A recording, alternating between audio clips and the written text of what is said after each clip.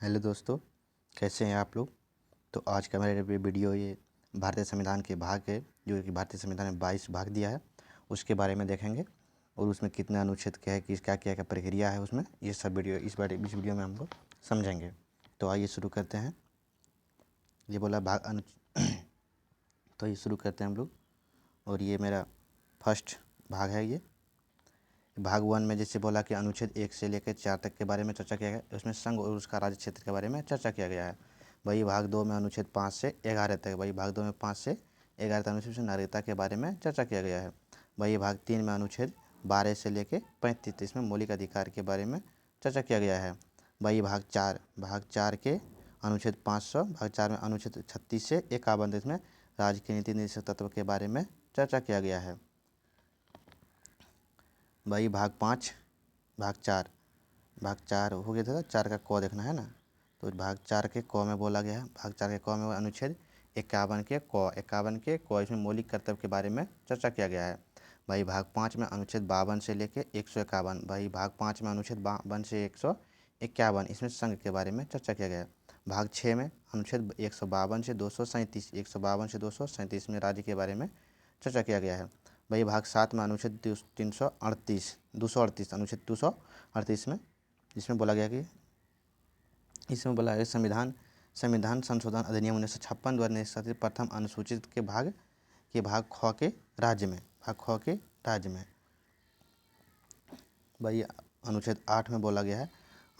भाग 8 के अनुच्छेद में 239 से 242, भाग 8 में अनुच्छेद 239 से 242 में राज्य के बारे में चर्चा किया गया है।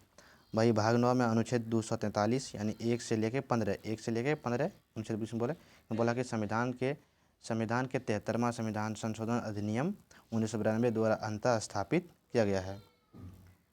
वही भाग 9 में बोला है, भाग 9 के क में बोला गया अनुच्छेद 243 में 16 से 33 तक, ये नगर पालिकाएँ जैसे कि संविधान के 74वां संविधान संशोधन अधिनियम 1992 द्वारा अंतः स्थापित। भाग 9 के ख में अनुच्छेद 243, इसमें 33 से 46, इसमें सहकारी समिति संविधान के 57वां संशोधन अधिनियम 2011 द्वारा अंतः स्थापित किया गया है। वही भाग 10 में अनुच्छेद 244 से लेके 244 के क तक, इसमें अनुसूचित जाति तथा जनजाति के बारे में जनजाति क्षेत्र के बारे में चर्चा किया गया है। वही भाग 11 अनुच्छेद 245 से 263 संघ तथा राज्य के मध्य के उपबंध संघ तथा राज्य के मध्य के प्रबंध के संबंध के बारे में चर्चा किया गया है। वही भाग 12 अनुच्छेद 264 से 300 क तक, वही भाग 12 में अनुच्छेद 264 से 300 क तक, इसमें वित्त संपत्ति संविदाएं व वाद का चर्चा किया गया है।